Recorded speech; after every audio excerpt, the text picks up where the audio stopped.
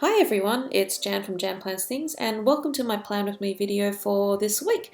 So I'll be doing my final week of Posca Pens. They might make a comeback in the future, but this will be my final one for a while because next month I'm going back to watercolors for my Christmas theme because there's a lovely, there's a bunch of like gingerbread houses and candy canes that I want to paint, and I feel like the watercolors would work a little bit better. So I'm really looking forward to it, and I hope you guys will enjoy it as well. I'm starting out here first by sketching out the shapes first. I am working based on a piece that I saw by Susan Hoffman Illustration. I'll link her down in my description below so that you can check out her work. I really love it. I think she's like a master of Posca pens. And so I've sketched out everything in pencil first. I kind of do this freehand, but the concept of the drawing this time was to have like the book opening out and to show like a little world opening from the journal. What I'm doing now is I'm just swatching a couple of the blues that I have in the Posca pens. So I have like the pastel set, the basic set, and this extra fine line pastel set, and I found it really surprising that the pastel blue and the pale blue are actually slightly different, and the one in this fine liner was like slightly more powdery, so I decided to use that one instead. I had slight regrets doing this because it took way longer to color in. You can see that coming forward now. I find that with the Poscas it's really important to swatch the colors first. So I was reading through a lot of your comments last week, and I noticed that a lot of you were asking me to talk a little bit about myself because I probably had not done it before. Just a quick thing before I start on that. You just saw me pull the paper forward again, and what I'm doing is I'm just removing residue off the tip because I do find that with the Poscas, after a while the ink does build up, so you have to clean off any like lint or dried paint that you might have built up on the tip of the pen so that you can keep a sharp and clean line. So yes, back onto that. A lot of you asked a little bit about me. I have done Q&As in the past on Instagram, but if you do have any questions, I'll try and answer them, because I guess I never really thought you would be interested, but I will explain a little bit about myself. So I am an architect from Melbourne, Australia. I think I've been an architect now for too long. I just recently turned 30. And for my 30th birthday, I did a Harry Potter themed 29 3/4 party with my best friend. It was lots of fun. Everyone was a great sport and dressed up for me and everything, because I never did dress up parties when I was a kid. So that was great. I work in an architecture office full time, but during the year, I'm also a subject coordinator for the architecture course at the University of Melbourne. I used to work at the university full-time teaching, but I've moved into practice the last few years. I owned my own practice for a few years with one of my best friends, and we had a great time. We did a lot of fun art commissions, even though we started off as architects. I think I did a few restaurants for Adriano Zumbo before we ended up doing art. So you saw in October I did a whole bunch of collaborations with Red Hong Yi, and she introduced me to a whole bunch of fantastic clients, and we ended up doing some artwork installations for YouTube and Facebook in Singapore. So it's been like, architecture's been a really interesting route for me because I've managed to explore my artistic side a lot more than I thought I would when, you know, you're doing maths and calculations and blueprint plans in your day-to-day life. And one of my major hobbies is I like to make miniature dollhouses.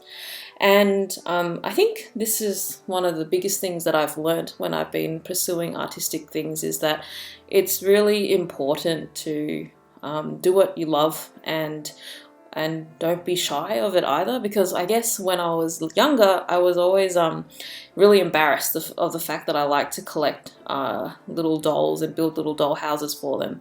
And then someone discovered my doll houses on I think on Instagram it was, and then I ended up doing a bid to build miniature sets for a TV commercial, and you can see that TV commercial, I'll link that below as well, and that was a TV commercial for SoFi where we renovated a miniature kitchen. So that was really, really fun. So I did that with Mikey, who was once my employee and is now a very, very good friend, and we still build little worlds and sets together. And I guess that's a little bit about my work life, but it's been fantastic because of the fact that I've embraced my hobbies. I've been able to travel around the world with it. So sometimes you think about the fact that you might be embarrassed to tell people what you love doing, but I do realize that if I've never spoken about it and shared what I love, then I never would have had some of the opportunities that I've had. And yeah, so personally, I am married with a cat. My husband puts up with a lot. My house is covered with stationery that I need to review for everyone, and he's very patient. And my cat, you would see a lot of pictures of him. He features in a lot of my day because I do love him very much. He's a British short hair. So that's a little bit about myself. If you guys have any other questions, I will try to answer them either in the comments or in future videos. I'm sorry if that was super boring, but that is me. The thing now, we're going to go back to the artwork. I've just been building up the colors because I found that with the Poscas, if you leave the paint to dry long enough, it'll actually, you can actually paint over them a bit again. The thing was, you might have seen when I was doing the trees, I had a bit of a leaky accident. I was actually going to do a nice little flower on the side of the trees, and then instead what happened was I drew, and I must have shaken the pen a little bit too much, and the blue ink just spewed out everywhere. So I had my little moment of, oh no, I've ruined the drawing, but I just changed tact and changed it into a pine tree instead. You can see now what I'm doing is I'm just dotting in some white, and you won't be able to do that if the Posca hasn't dried completely. Your white will end up very cloudy, so always check that beforehand. The other thing is that when I started drawing the white, I found it a bit watery, so you might have to test on a piece of paper first to make sure that the ink is completely mixed through. Otherwise, you end up with like a cloudy color that isn't as vibrant as you need. I drew the N onto the book and then almost immediately regretted it. So I'm going to go back once the white is dry with the purple and color it in again. So I'm counting now on the notebook to see how many lines I need to split things up completely. Even though I split the columns up into sixes, I do sixes because I like to combine my weekends into one. I don't try to do too much on the weekend because I work pretty hard during the week. So that's why I only have 6 bubbles. I find that works better for me. But for some people, they do a lot of their stuff on the weekend. And I think in the future, I might try and do like a major spread that kind of just has all the chores and everything in it already, so that I don't have to write those down and I can just tick them off during the month, more like a chore tracker or something like that. But even though I split it up into 6 columns, because I don't actually rule off the lines, I'm a little bit flexible in where I put the task for the week, so I don't have to have it exactly in that third. Mainly because I've done a wedge in the center this time, so the Thursday and the Mondays are a little bit shorter.